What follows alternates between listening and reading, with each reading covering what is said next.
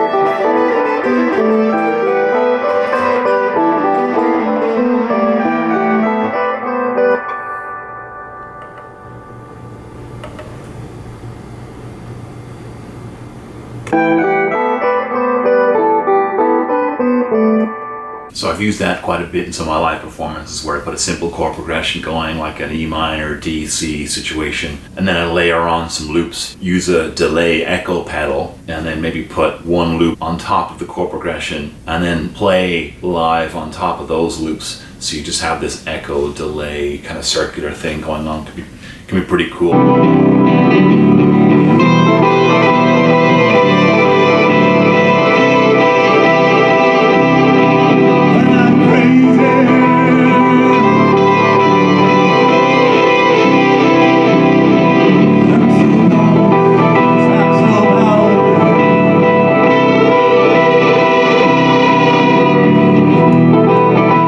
Also use the loop station a lot live, where I record the verse while I'm playing it the first time, and then I can loop it the second time, which allows me to just add some touches, some lead guitar touches. Then I kill the loop while I bring in the chorus, which only happens every 2 verses. So this is where you can use the extension pedal if you want to bring in that chorus, which is different than the verse loop, but you'd have to have it pre-recorded. So in that scenario, it's not really as organic.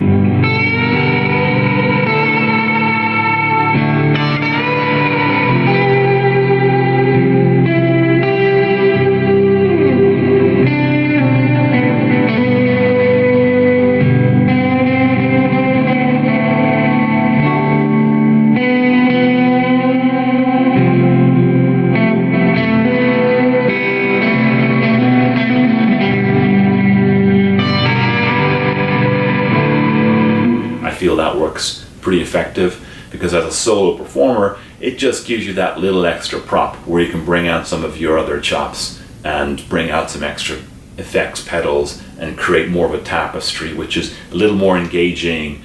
Nothing wrong with the one guy on an acoustic guitar. That's something I love to go back to a lot, but sometimes it's cool just to bring something extra and change it up and just sonically adjust, which is where the loop station is extremely powerful. So now that I've prepared 3 loops and they're ready to go, I can actually use the FS5U footswitch extension to swap from loop to loop as I'm playing, which, as I said, if you wanted to just have a full live performance where you're recording yourself as you go and then you're using those selections of loops, that's not going to work, because you can't swap between the banks in order to record a loop on one bank, swap to the next bank, record a different loop there, and then have some control about going back and forth between the different banks that you've recorded live. That doesn't seem to be an option. In order to do that, you would have to use the write function on the loop station, which involves touching that. You can't really get your foot in there with accuracy, so you're going to have to use your hand, and then you're going to have to swap from bank to bank using the knob, which again, you know, that's not something you can really do with your foot unless you're a Mark Knopfler, Dire Straits kind of guy. You're going to play in your bare feet. That's not really me. So what that means is it detracts from the idea of let's have a live performance where I'm going to play everything live, I'm going to loop and have that as a backing track, but it's something I played for you live in front of you. So there's nothing that's pre-recorded and it's all in front of you, organic, you're an audience to the entire performance. So I think that detracts a little bit if that's your goal, but I'm not denigrating backing tracks. I'm not saying that's not legitimate to use backing tracks, not an issue there at all. So now that I have all three loops, given that the verse is 4 lines long, but then in between the verses there's a 2-line instrumental, and after the solo there's 3 lines of that verse. The only way I could kind of think of doing this coherently was to record the verse loop as a 2-line loop. So you can loop that twice for a sung verse and once for instrumental. And then the bridge has its own loop, which I've recorded. And then the solo has a slightly different loop. So it takes a little bit of prep and setup. And it kind of begs the question, well, if I'm going to have 3 separately recorded loops and have to think about how to plan those structures out, and then I'm going to have to control the pedal and make sure I'm on the game so that I touch that pedal, the extension pedal, with enough time before the end of the loop so that I'm actually going to swap to the next loop. Because if you hit it too close to the end of the loop, the manual says if we're too close to the end of the loop, it might just continue into another cycle of that same loop. So you're ready to go to the bridge and your backing track stays on the verse, well, it's just going to require a little more focus on the in-the-moment pedal operation. It kind of begs the question, why not just use an entire backing track instead? I'm not going to say that the extension pedal is a gimmick. I'm just going to say for my use case, I'm not sure this is really going to be something that without extensive practice I'm going to find massive application for, but let's just see how it goes on this one track. I'm really curious to hear how other people are using the extension pedal. You can use 2 extension pedals and go up and down the loop bank, but I think that's just getting even more overcomplicated. Okay, so for the solo sound, for the instrumental sounds, I've got my rat distortion pedal going, and I have the MXR phase pedal, which I just picked up recently and reviewed. Really cool sound. So let's see how we get on. I thought this time I'd keep all of my promises. I thought you were the girl I'd always dreamed about.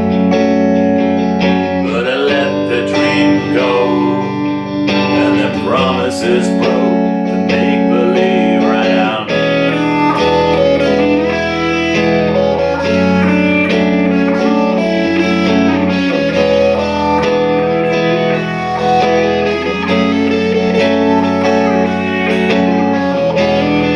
So using the loop extension pedal, I can hit that pedal with enough time so that when it hits the end of that section, it's going to cycle to the next bank of the loop. So that's maybe my second or third experiment using the extension pedal, because the first time around I definitely noticed I was hitting the pedal a little too close to the end of the loop, so we were staying in that loop and not moving to the next bank. So that's going to take a bit of practice, and if you mess that up live, it's going to throw you. Other things that can throw you about this pedal, it has this guide, which is like a metronome / drum machine. Now the drum samples aren't very compelling, so there you go, you can see that's one option, that's another option. There's another option,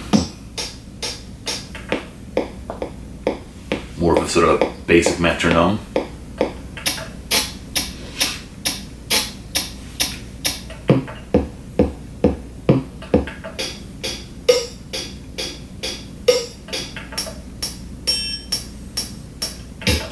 So as you can see, they're not the most compelling drum sounds that you're ever going to hear. I guess in a pinch you could use those, but they're just going to be so monotonous and unchanging behind what you're doing, that it's gonna, I think, detract from any organic sense of the performance. One thing that can throw you with this pedal though is if you don't want that drum beat, you just turn the guide knob all the way down, turn that volume all the way down. Pedals can get knocked around in transit, and if you're not careful, that can creep up a little bit, and then you go to play your loop and in comes this drum beat from nowhere, can totally throw you. When you set up your pedal board live, one of the things that you program into your head to remember in your checklist is always turn that guide down unless you specifically have a use for it. The other thing you want to do is the instrument and the level volumes, you want to make sure that you know where you want those at as well, and don't leave those to chance. I tend to have the instrument at about halfway, and I have the level a little below halfway, maybe a notch or two. What that does is the loop comes back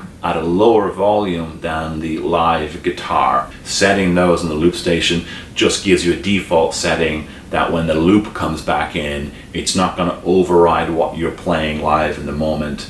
Or if you're playing a lead solo over the looped chords or the rhythm guitar, you kind of want that lead to ride over, so you can just configure that in a defined way with the two volumes. Some of the other lessons I had to learn over time was in terms of just tapping as I, on the one beat, just tap that pedal. What I was doing originally was, I think my foot was staying on a little too long. I think what that did is the loop was recording just a microsecond later than I was expecting. There's a couple of extra settings the loop station has. One of them is auto start. You can hit the left hand pedal to start recording when you want the loop to start recording, or you can use the auto start, and as soon as you start playing, it'll start recording. It also has a one shot option, which means it'll loop the loop once. So you record your loop, play it back, it's going to go once and stop. Or you can just leave it in default, which will just continue to loop it in a cycle until you stop it. Hitting the right hand pedal and holding it down for a couple of seconds will erase what you've just recorded. So if you make a mistake, you can do that. When you add this to your pedal board, one of the mental checklist items you should have on there is when you start the next song where you're going to use the loop station, it's always good practice to hit that. Just make sure you see the red lights flash on the board. They flash very quickly to indicate that the deletion has happened. That way you know you've cleared the palette and you're ready to go. You can record loops and then loop on top and then overdub on top of those and turn the board off and all that's gone. Or if you want to, you can write those into memory and they're stored there for the future. So you can unplug the pedal and plug it back in later and your recorded written loops are there for use. This thing will do up to 16 minutes of recording. It has 11 different loop banks. Other options include using it for practice, which is awesome. I'm learning to play jazz guitar right now, and the typical jazz song, you've got pretty cool chord progression with some jazz chords. You play the chord progression through, record that on your loop station, and then there's what's called the head, which is essentially the vocal melody that the singer would sing, and you play that head once, and then you go into your solo.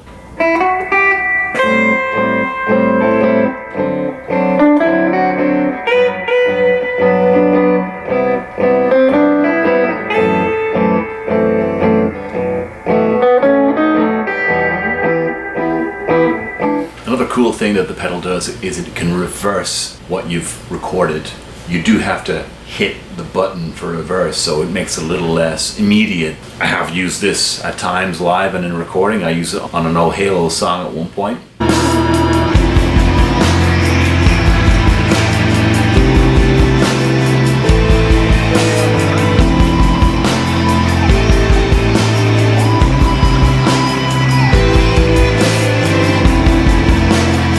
You can also plug another one of these pedals into the reverse connection on the back of the loop station, and that way hitting the extension pedal will actually cause the loop to reverse. You can also, if you want to, record directly from CD directly onto the loop station, so you can actually take backing tracks and have those available to loop.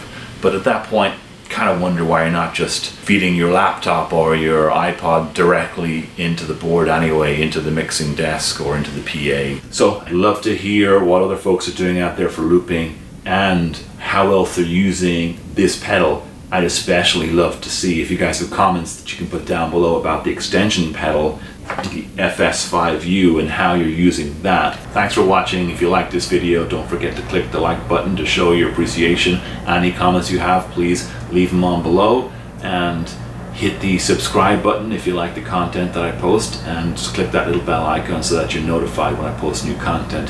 Thanks for watching.